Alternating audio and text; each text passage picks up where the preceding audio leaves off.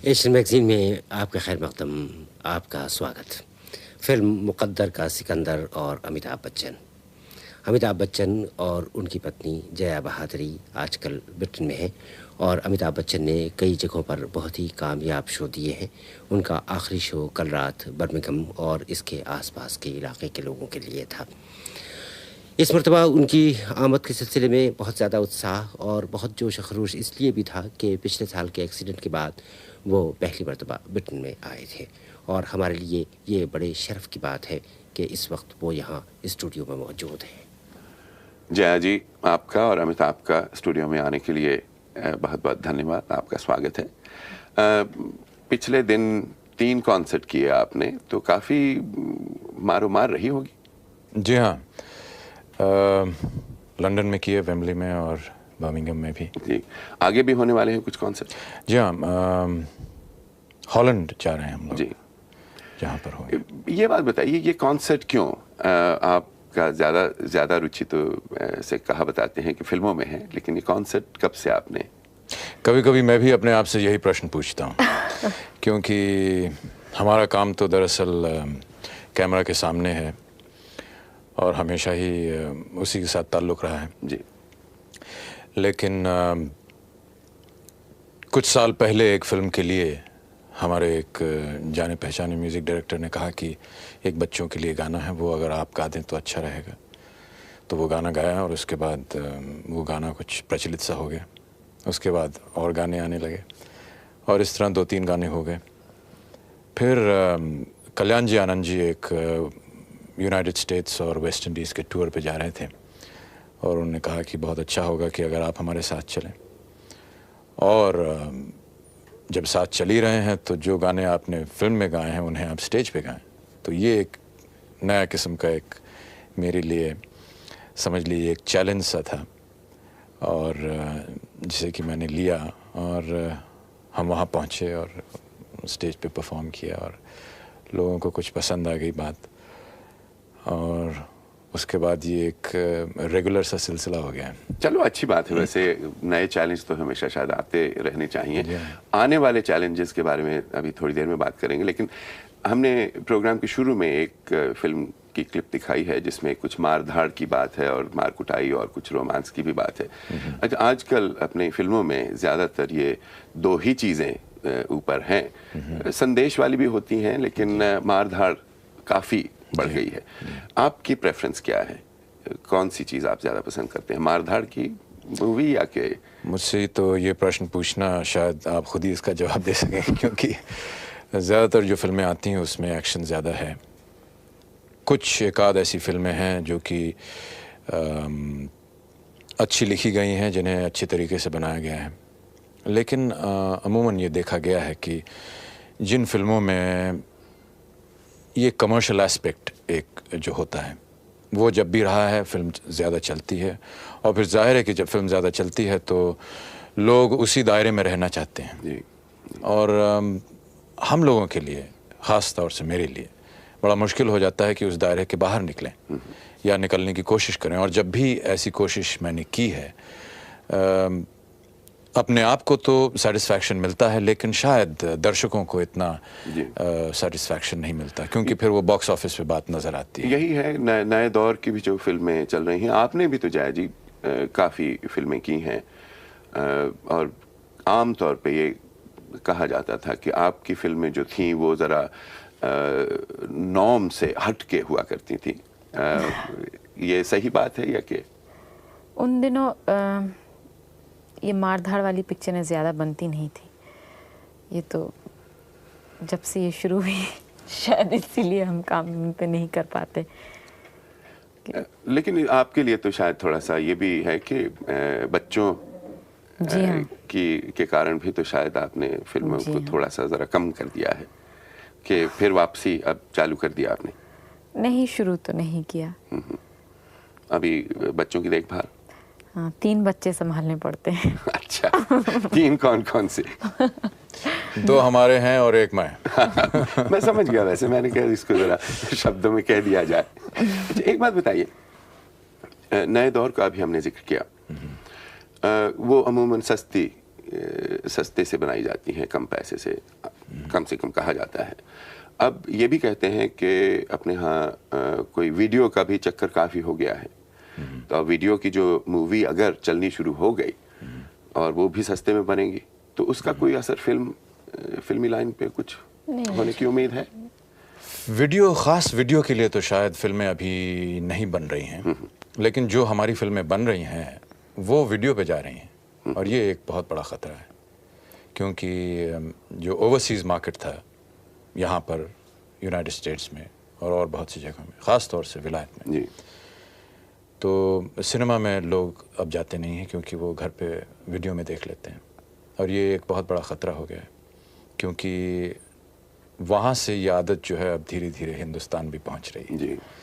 और बड़े शहरों में तो ख़ास तौर से ये एक बहुत ही बड़ा एक मेनेस है, जिसे कि रोकने के लिए कुछ करना चाहिए, सरकार को कुछ करना चाहिए। लेकिन आप देखिए वहाँ पे अगर इतने करोड़ों लोग हैं, उनमें से कितने लोग, क्योंकि शहरों की आबादी तो इतनी ज़्यादा नहीं है, सिर्फ 3-4 जी हाँ, 3-4% होंगे लोग, और बाकी जो नहीं, आपको शायद मालूम नहीं है कि आजकल वीडियो जो है वो बसेस में चलता है। क्या कह रहे हैं आप? जी हाँ, अच्छा, हाँ, ये भी हमने वीडियो बसेस कहते हैं, जी।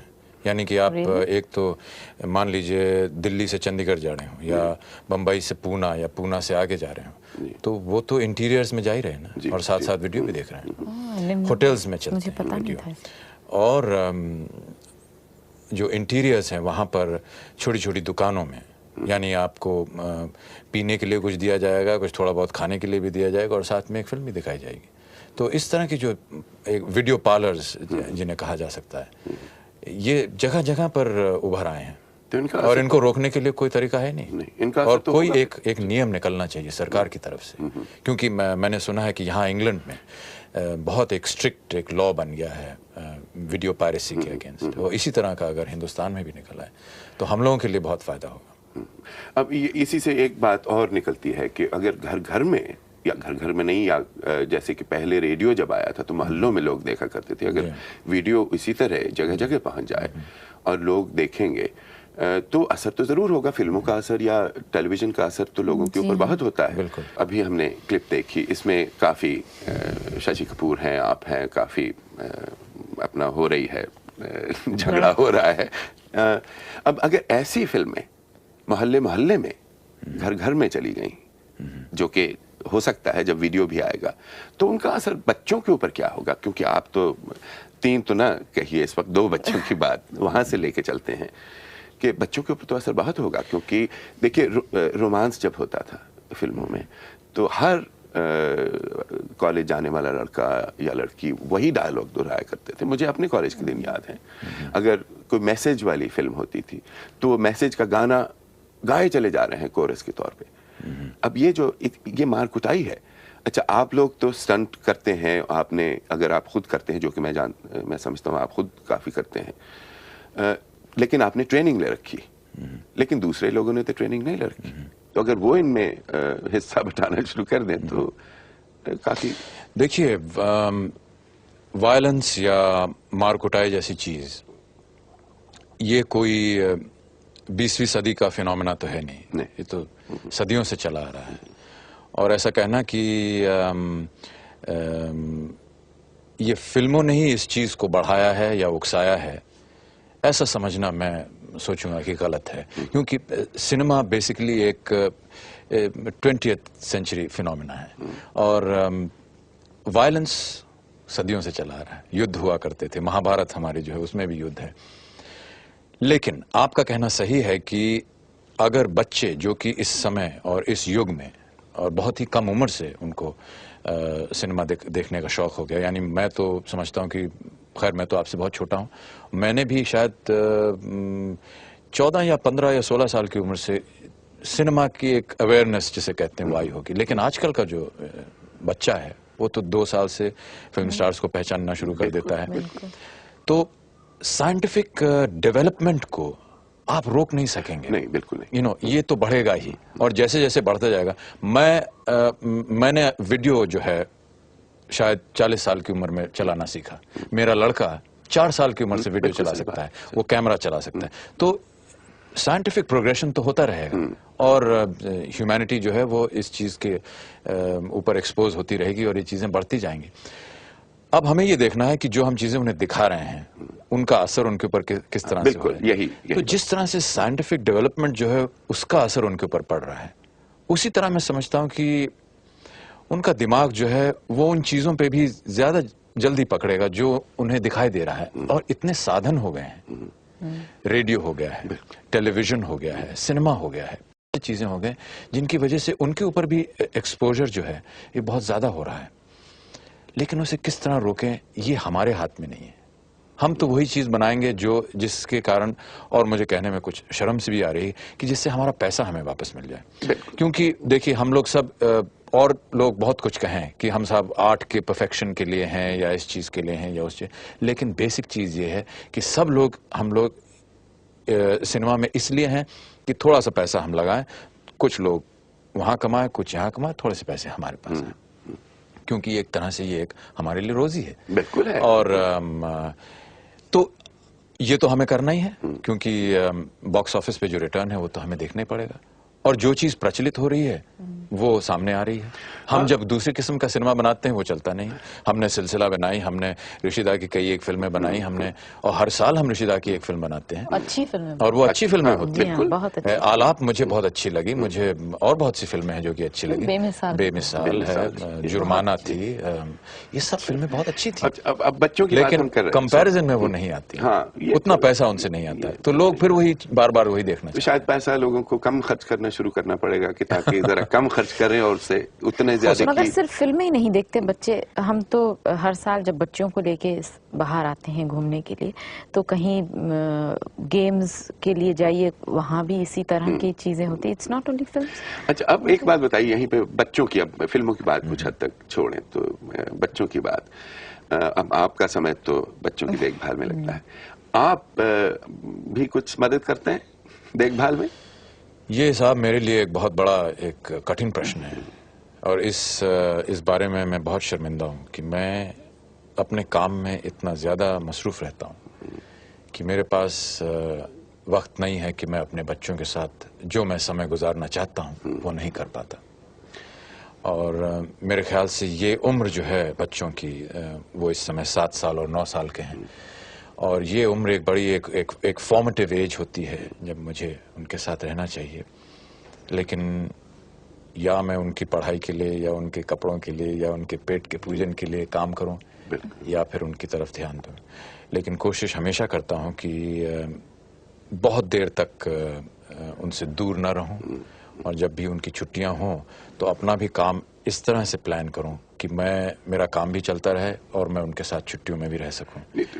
यही तो है कि जब आपके मन में ये इच्छा है और कंटिन्यूटी एक रहती है तो उसका असर बच्चे कोई कहते हैं ना समझ, लेकिन वो समझदार भी होते हैं जी। ऐसी बात नहीं है। नहीं, फिर भी मुझे लगता है कि अमित काफी वक्त बच्चों को देते हैं, और स्पेशली जो दोनों बच्चे हैं ज्यादा अमित से इन्फ्लुएंस्ड हैं। मैं जो घर पे देखती हूँ बच्चों का जो बात करने का ढंग, या क्योंकि वो मेरे ख्याल समझ जाते हैं कि आप उनको जो कुछ आप देना चाहते हैं पूरी तरह से नहीं दे पाते, तो वो जो उनकी आशाएं हैं अगर उनसे कम उनको कुछ मिलता है तो उससे खुश हैं वो, तभी तो वो एक तालमेल रह सकता है परिवार में। अच्छा, यहाँ पे मैं आपको एक पुरानी फोटो दिखाना चाहता हूँ, क्योंकि ये माँ बाप और बच्चों की बात हो रही है।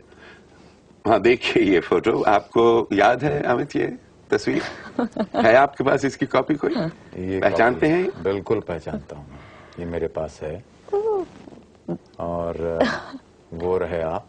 वैसे अपने नेहरू जी हैं, हाँ, बच्चन जी हैं, तेजी हैं, हाँ। वो आप भी पीछे खड़े हैं झंडे के पास। ये याद है काहे की है? जी हाँ बिल्कुल, ये हमने जब ओथेलो किया था दिल्ली में उस समय की फोटोग्राफ है। अब यहाँ से मैं अब ये सवाल पूछना चाहता हूँ कि जाहिर है कि उस वक्त आप स्कूल तो छोड़ चुके थे, शायद कॉलेज में थे आप? जाने वाले थे। तो अब स्टेज का हुआ। अच्छा, लिखने में बच्चन जी, नाटक में तेजी जी की दिलचस्पी, तो उसका असर तो हुआ आपके ऊपर। जी हाँ। ये मैं कनेक्ट कर रहा हूँ पीछे माँ बाप और बच्चों के साथ। सो अब फिल्मों में जाने में जी इन चीजों का कितना हाथ रहा आप पर? बिना किसी झिझक के तो ये कहना पड़ेगा और ये कबूल भी करना पड़ेगा कि पिताजी का और माताजी का जो कुछ भी रहा है, जिस तरह उन्होंने मुझे बड़ा किया, जिस तरह की उन्होंने मुझे ट्रेनिंग दी, वो चप्पे चप्पे पर नजर आता है। माताजी तो आप जानते हैं कि एक बहुत ही एरिस्टोक्रेटिक फैमिली से थी और कॉन्वेंट में उनकी एजुकेशन हुआ। वो एक बहुत अमीर घराने से थी और पिताजी बड़े डाउन टू अर्थ और एक लिखने का शौक, लिटरेचर से शौक। तो एक बहुत अच्छा एक मेल मुझे मिला। एक तरह से समझिए कि एक फ्यूजन हुआ ईस्ट और वेस्ट का। और ये ख़ास तौर से आजकल के ज़माने में, जबकि ईस्ट और वेस्ट जो है ये इतने नज़दीक आ गए हैं, साइंस की वजह से या किसी और वजह से, जिसकी वजह से, और जबकि थोड़ा बहुत उधर भी हो, थोड़ा बहुत इधर भी हो, जानना बहुत ज़रूरी पड़ गया है। मैं ऐसा समझता हूँ कि ये मेरे लिए कितना फ़ायदेमंद था कि मुझे जिस तरह के पिताजी मिले वो थे और जिस तरह की माताजी मिली वो थी। और इन दोनों का एक बड़ा ही एक बैलेंस्ड अप्रोच लाइफ में होने की वजह से मैं अपने आप को बहुत ही फॉर्चुनेट समझता हूँ कि मैं इस ख़ानदान में पैदा हुआ, और बहुत ही फॉर्चुनेट समझता हूँ कि वो अब भी मेरे सर के ऊपर अपना हाथ रखे हुए हैं। वैसे मुझे याद है जब बच्चन जी जब एक बार मैं कॉलेज में था तो वो आए थे वहाँ, उन्होंने कविताएं अपनी पढ़ी, तो सब लोग, लड़कियां खास तौर पे, वो उनको तरन्नुम में पढ़ते हैं, वो बहुत ही सुर में पढ़ते हैं, तो सब अपने गा हुई पड़ी थी। तो आप भी तो तरन्नुम में सुनाते हैं, बच्चन जी की कविता सुनाते हैं? मेरा तरन्नुम जो है वो उनसे कुछ कम है। और मैं अपने आप को उनके साथ अपनी तुलना तो कर नहीं सकता हूँ, क्योंकि शायद मैंने, पता नहीं आपको याद है, पहले भी एक बार कहा था इनफॉर्मली कि मैं तो शायद 4-5 सालों में मुझे लोग भूल भी जाएंगे, लेकिन बच्चन जी को हजारों साल तक याद रखेंगे। अमित, बहुत बहुत धन्यवाद। जया जी, आपका भी बहुत बहुत धन्यवाद। शुक्रिया।